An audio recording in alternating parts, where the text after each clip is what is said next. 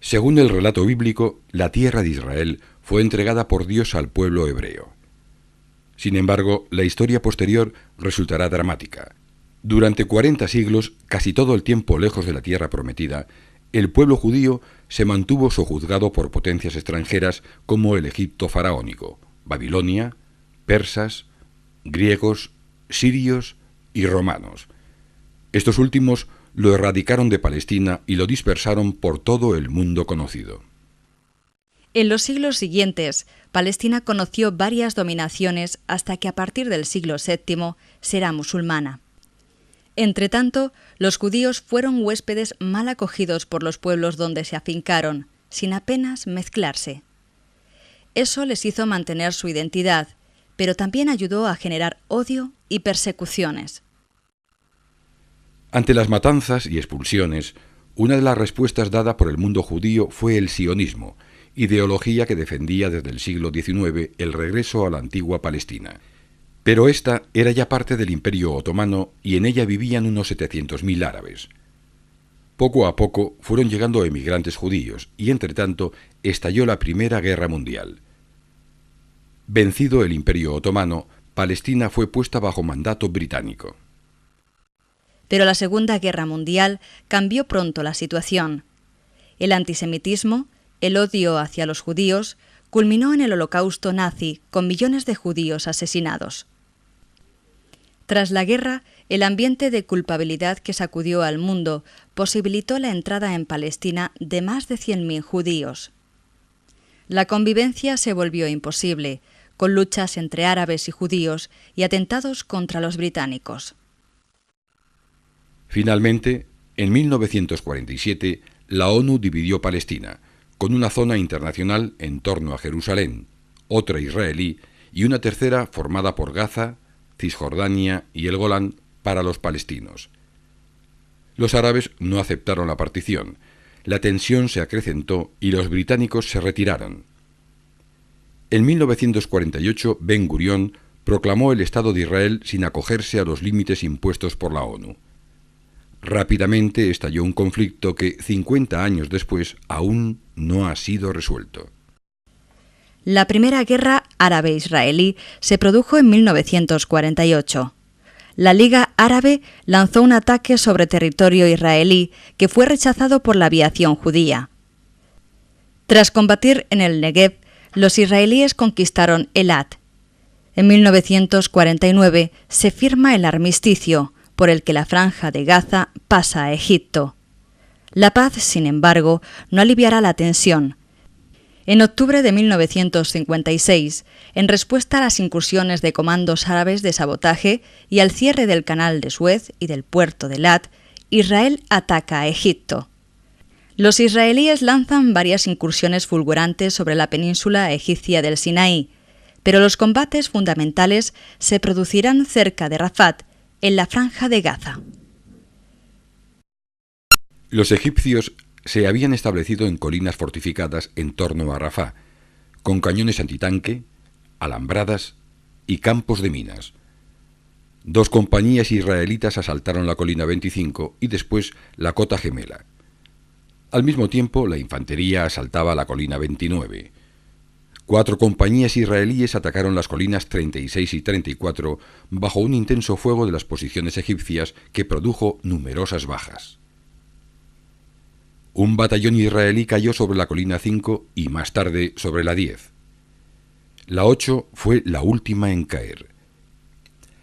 Los egipcios fueron rápidamente expulsados de todas sus posiciones y al cabo de 30 minutos los israelíes seguían en dirección hacia su próximo objetivo, el Laris. Tras vencer en Rafat, los israelíes prosiguen su fulgurante avance por el Sinaí, que es conquistado en 3 días.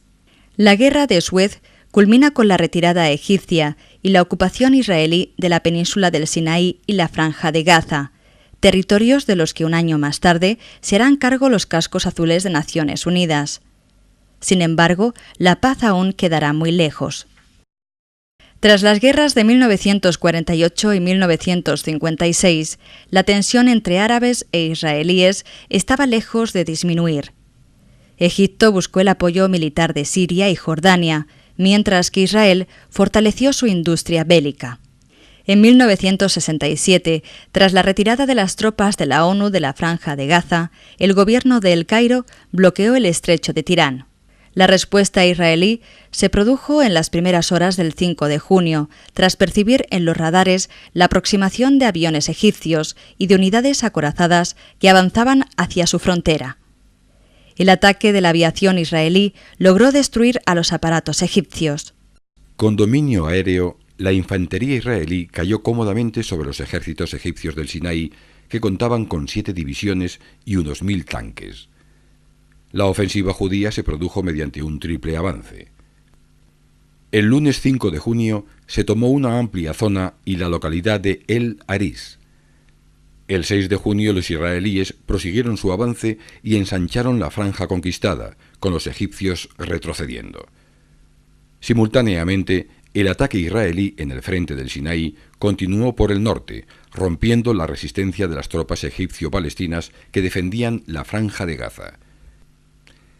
El miércoles, tercer día de la ofensiva, las fuerzas israelíes prosiguieron su rapidísimo avance y tomaron Bir et Tamara. El cuarto día de guerra, el ataque israelí en el Sinaí se hacía ya imparable. La desesperada defensa egipcia en el paso de Miltla convirtió este lugar en el escenario de un acto desesperado que no impidió la ocupación total de la península del Sinaí en tan solo 4 días.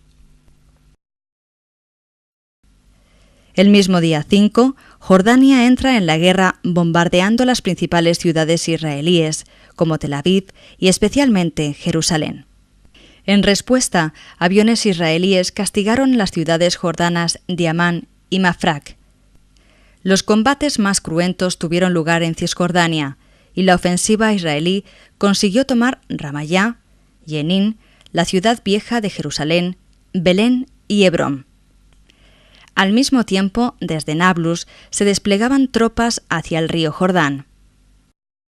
La debacle sufrida por egipcios y jordanos durante la Guerra de los 6 días propició la aceptación de un alto el fuego promovido por Naciones Unidas, al que también se sumó Israel.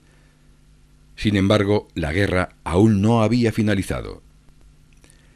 Siria, que se había limitado a bombardear los poblados israelíes en los altos del Golán, fue atacada por los israelíes, quienes tomaron Quneitra. La toma de los altos del Golán estaba así completada, lo que obligó a Siria a aceptar el alto el fuego de Naciones Unidas justo cuando los israelíes se dirigían hacia Damasco. La guerra había acabado. La gran vencedora, Israel, ocupó la península del Sinaí, la Franja de Gaza, Cisjordania y los altos del Golán, pasando a controlar la ciudad de Jerusalén. Sin embargo, los conflictos no habían acabado.